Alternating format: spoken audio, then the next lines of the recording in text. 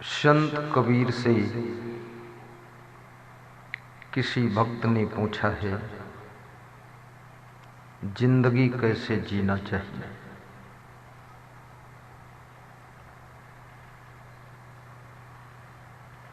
जिंदगी कैसे जीना चाहिए ताकि जिंदगी में सुख शांति रहे, प्रसन्नता रहे और जिंदगी धन्य मानी जाए। दूसरा प्रश्न,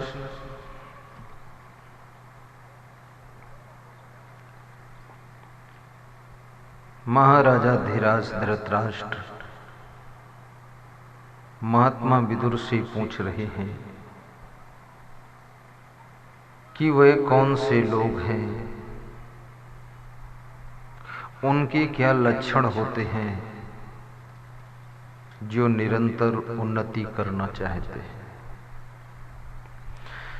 कभी कभी समाज में देखा जाता है 5 वर्ष किसी व्यक्ति की उन्नति होती है और 6ठे वर्ष वो नीचे गिर जाता है, फिर विकास बंद हो जाता है, नुकसान शुरू हो जाता है।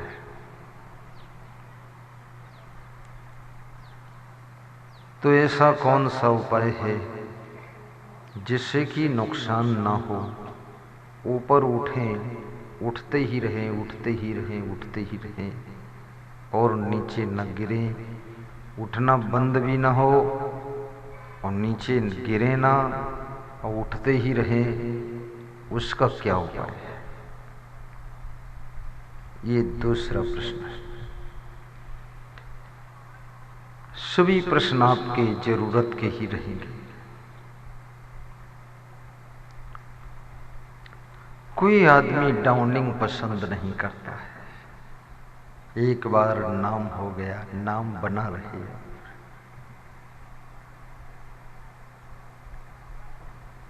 विदुर जी कहते हैं कि राजन, जिसके पास में 6 बातें रहती हैं, वह व्यक्ति हमेशा ऊपर उठता रहता है, विकास करता रहता है, कभी नीचे नहीं गिरता है, कभी डाउन नहीं होता है, हमेशा डेवलपमेंट करता रहता है। 6 चीजें जिस व्यक्ति में होती है, अर्थात जो लोग हमेशा आगे बढ़ना चाहते हैं, निरंतर विकास करना चाहते हैं, उन्हें ये 6 सीढ़ियां चढ़नी पड़ती है और ये 6 बातें पकड़ के रखनी पड़ती है। कौन कौन 6 बातें, अभी थोड़ी देर में बता दूंगा, थोड़ा इंतजार कीजिए।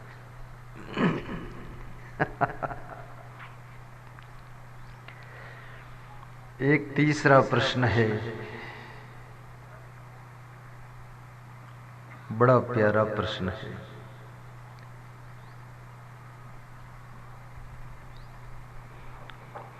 भगवान श्री कृष्ण से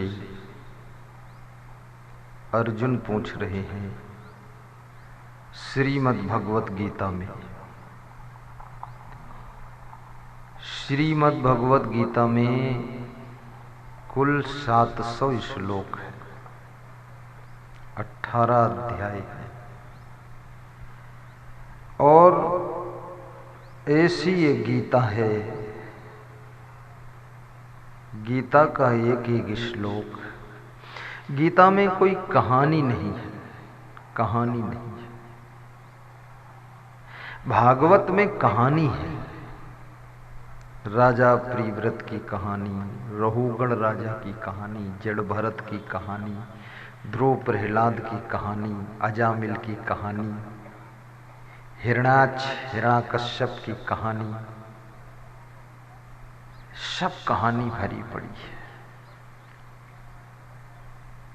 लेकिन भागवत तो कहानी का सागर है,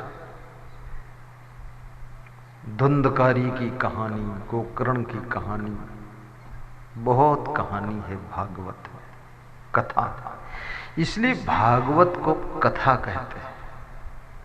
उसमें बहुत भक्तों की कथा है, राजाओं की कथा है, ऋषि मुनियों की कथा है, पांडव परिवार की भी कथा है, कथा ही कथा। और वो भी कथा इसलिए है वो कथा कि कथा सुनते सुनते तुम्हारे जीवन की कथा भी ठीक हो जाए और जीवन की व्यथा दूर हो जाए, इसलिए भागवत की कथा सुनाई जाती है, भागवत कथा। और मध्य प्रदेश में, पूरे भारत देश से सबसे अधिक भागवत कथा मध्य प्रदेश में होती है। ऐसे कृष्ण भगवान उत्तर प्रदेश में उनका अवतार हुआ, पर उत्तर प्रदेश के लोग उनको संभाल नहीं पाए, तो वे वहां से निकल पड़े और राजस्थान, मध्य प्रदेश, हरियाणा सब होते हुए गुजरात चले गए। गुजरात वालों ने उनको ठीक से संभाल लिया, फिर वहां से वे कहीं निकलने नहीं पाए। आगे समुद्र भी आ गया, मुश्किल थी थोड़ा।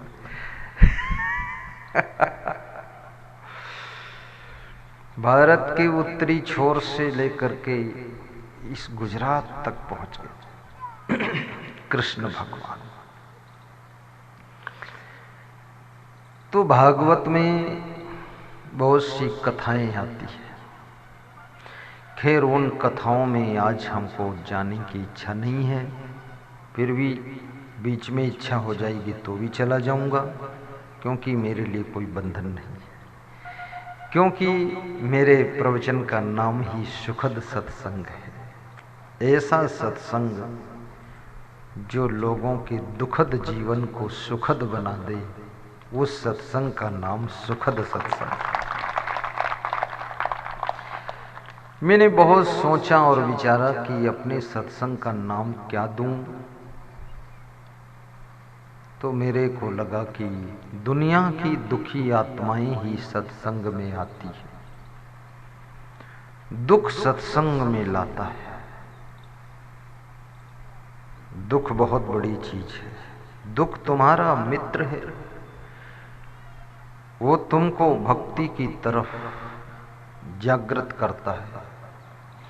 दुख न होता संसार में तो कथा भागवत सत्संग का महत्व समाप्त हो जाता। बीमारी न होती तो दवा और डॉक्टर दोनों व्यर्थ हो जाते।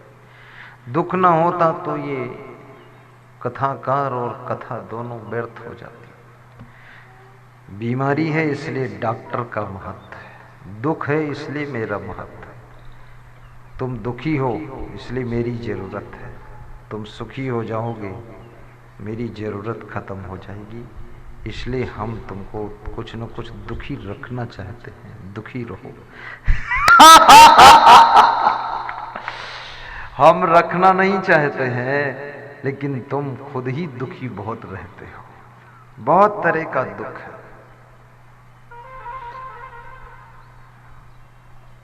रिजर्व इंस्पेक्टर के यहां में पधरौनी गया था,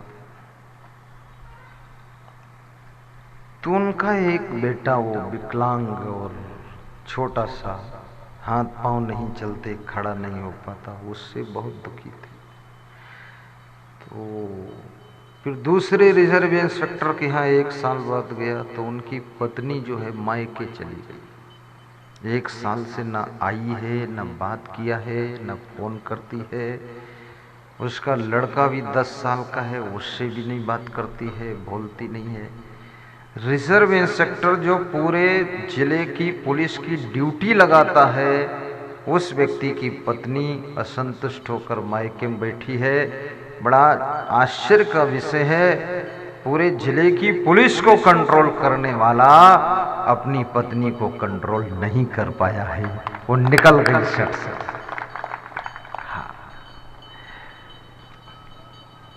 तो जब उस रिजर्व इंस्पेक्टर से मैं मिला, उसका मन ऐसा हो रहा था, गुरुदेव कोई आशीर्वाद दे दें, कोई मंत्र मार दें, कुछ भी कर दें, जादू कर दें, मेरी वाइफ का दिमाग ठीक हो जाए, वापस आ जाए। चिंता है उनको, क्योंकि साधारण व्यक्ति होता तो दूसरी पत्नी भी ले आता, लेकिन जो सम्मानित लोग होते हैं वे बहुत जल्दी दूसरी पत्नी और दूसरा पति नहीं करते। स्त्रियां भी जो संभ्रांत हैं, सम्मानित हैं, कुछ डिस्टर्ब हो जाए दंपति जीवन तो दूसरा पति बहुत जल्दी चुनाव नहीं करते। पुरुष भी चुनाव नहीं करता है। और स्त्रियों के अंदर तो बहुत ज्यादा करुणा होती है, प्रेम होता है। ये तो ऐसे कहती हैं कि मैं उनका नाम लेकर के जिंदगी काट लूंगी, लेकिन अब दूसरे को पति नहीं बना। क्या बात है! ये महिला महिला नहीं है, ये महिला तुम्हारे घर की महिमा है, देश की महिमा है, तुम्हारी कुल कुटुंब की महिमा है, जो अपने पति का नाम लेकर के जिंदगी काट सकती है। ये बहुत बड़ी बात है। मान सम्मान पर आंच आने नहीं देगी, ऐसा उसका विचार रहता है।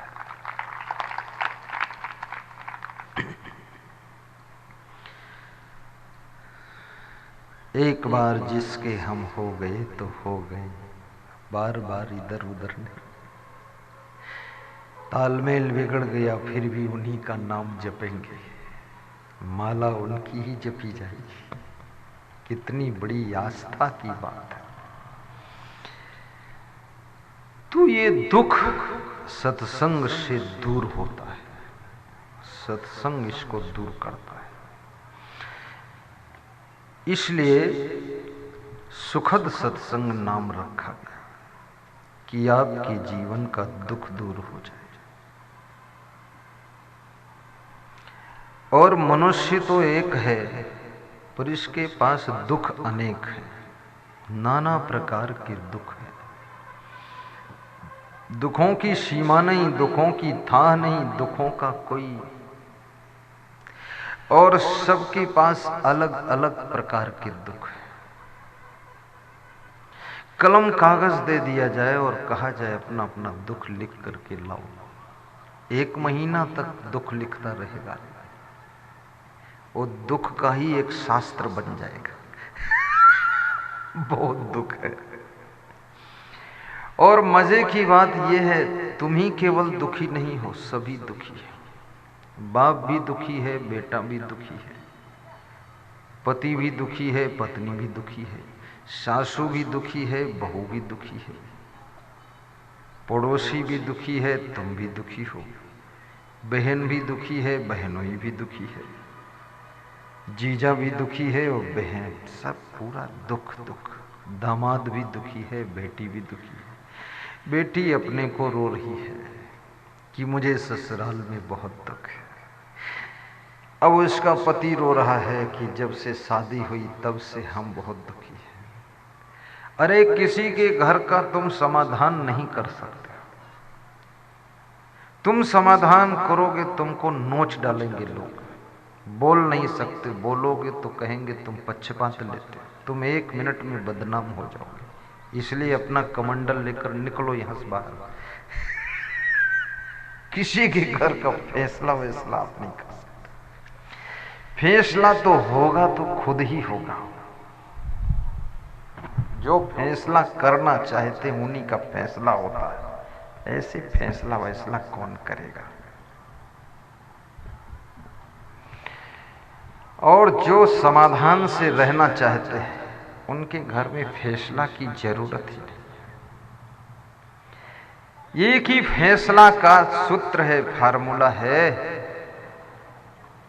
जो है उसमें खुद को एडजस्ट कर लो,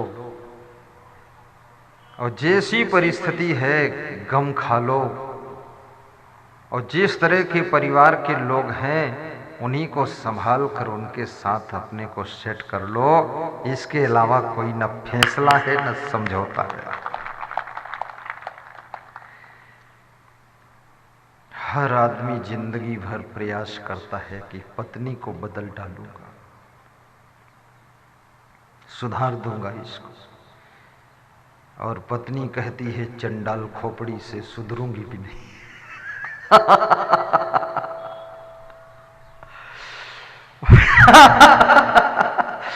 बड़ी मजे की बात है। अभी उत्तर प्रदेश में बड़ी शोभा यात्रा निकली हुई थी, आधा किलोमीटर की लंबी, बड़ा बाजे गाजे के साथ। तो उसमें कैसेट में भजन गा रहे थे, गौरा जी इतना आराम ना किया करो जी, मोटी हो जाओगी, कुछ काम किया करो जी, ऐसा भजन गाना था। शिव जी बोल रहे थे, शिव जी की तरफ से बोलवा रहे थे। तो गौरा जी बोलती थी, शिव जी तुम्हारे साथ कैलाश पर्वत पर चढ़ जाया करूंगी, और चढ़ने में मेहनत पड़ेगी तो फिर से दुबली हो जाया करूंगी। तो हमने कहा ये तो पहली बार सुन रहा हूं, क्या नाटक लोग कर रहे हैं। किसी भगवान, किसी देवी देवता पर इस तरह के गीत बनाने वाले को धिक्कार है, पहली बात। फिर गाने वाले को धिक्कार है। इस तरह के गीत देवी देवता कोई हंसी के पात्र नहीं, उनके बारे में इस तरह की फूहड़ बातें मत करो। तो मैंने बात को समझाया, ये कैसेट कौन बजाया है? अरे बोले अब बज गई, अब कुछ मत बोलो। हमने कहा दोबारा मत बजा। बोले अब जितने लोग सुन लिए, 1000 लोग, तो हमने कहा सुन लिए, लेकिन ठीक बात नहीं। सीता जी के बारे में किसी को कमेंट करने का अधिकार नहीं है। कमेंट करना है तो अपनी पत्नी के बारे में करो, तो बेलन से रोटी तो नहीं बेले, तुमको बेल के ठीक कर देगी, सही हो जाओगे।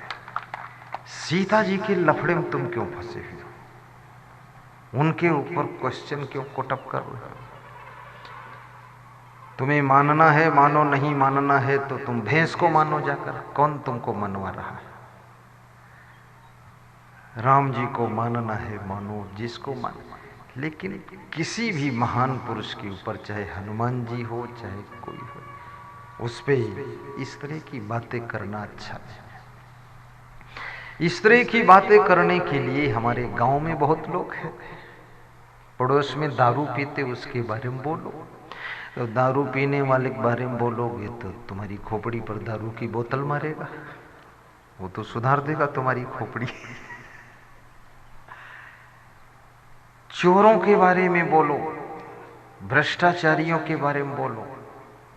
जो भ्रष्टाचार है कौन बोल सकता है?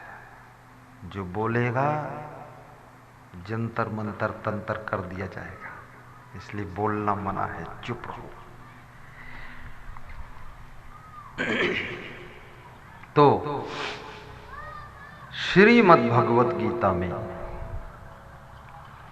श्री कृष्ण भगवान से अर्जुन ने पूछा है, ध्यान को एकाग्र करना।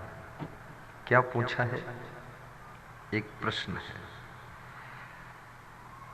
अर्जुन कहते हैं, हे कृष्ण, राक्षसों की चर्चा बहुत सुनता हूं, लेकिन मेरी समझ में नहीं आता है, ये देव और दैत्य क्या चीज होते हैं? देव और दैत्यों में फर्क क्या है, अंतर क्या है? क्या दैत्यों के सींग लगी होती है कि पूंछ लगी होती है कि विकराल भयानक शरीर होता है? अरे अर्जुन, ये क्या बचकानी बातें करते हो तुम? देव और दैत्य को बाह्य रूप से पहचाना नहीं जा सकता है। दोनों का शरीर एक जैसा होता है, मुंह एक जैसा, आंखें एक जैसी, हाथ पांव एक जैसे। बोले तो अंतर क्या होता है? बोले अंतर केवल उनके विचारों में, स्वभावों में, आचरणों में, व्यवहारों में, कर्मों में अंतर होता है, बाकी कोई अंतर नहीं होता है। तो क्या कृष्ण दैत्य भी देव बन सकते हैं? क्यों नहीं अर्जुन? क्या देव भी दैत्य बन जाते हैं? बहुत से बन गए हैं। देव और दैत्य, दैत्य भी देवता बन सकते हैं। तुम महान मेरे जैसे बन सकते हो, और मैं गलती करूं तो तुमसे भी नीचे जा सकता हूं। याद रखना, कोई परमानेंट सीट यहां नहीं है। और जितना ऊपर जो बैठा हुआ है उसको अधिक सावधान रहना चाहिए, क्योंकि ऊपर से ही नीचे गिरा जाता है। नीचे से नीचे क्या गिरोगे? तो गिरा गिराया है। आप खेत में चल रहे हो, इसमें क्या गिरना है? तो बराबर है ही है। लेकिन आप हिमालय पहाड़ पर चढ़ गए तो वहां से सावधान रहना पड़ेगा, वहां से लुढ़क सकते हो, गिर सकते हो।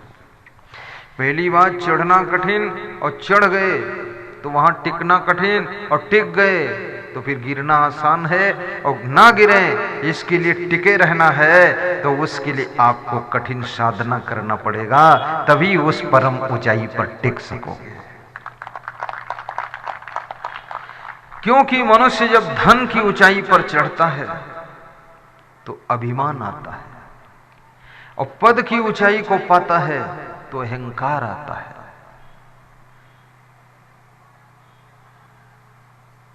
ऊंचे पहुंचने के बाद अभिमान का जन्म होने की संभावना है। प्रभुता पाए काहि मद नाही। आपके प्रदेश का एक कोई शिक्षा मंत्री है, नाम भूल गया मुझे, तो वो मेरे सत्संग में आया कहीं 2-3 साल पहले की बात है, और मुझे पता नहीं था कोई मंत्री आया है। तो बैठा दीपक जोशी, हाँ, तो वो ऐसे देखता था ऐसे, तो उसने ये देखा और फिर न्योता दिया, मुझे सत्संग भी कराया। तो सत्संग जब उसके यहाँ मैंने किया तो उसने माइक में, मैंने कहा थोड़ा धन्यवाद दो सबको, तो बोला कि मैं गुरुदेव को पहले नहीं मानता था, लेकिन कैसे माना हूं, इनके पास में मैं गया और मैं खड़ा खड़ा देखता रहा 20-25 मिनट कि कोई अमीर आता है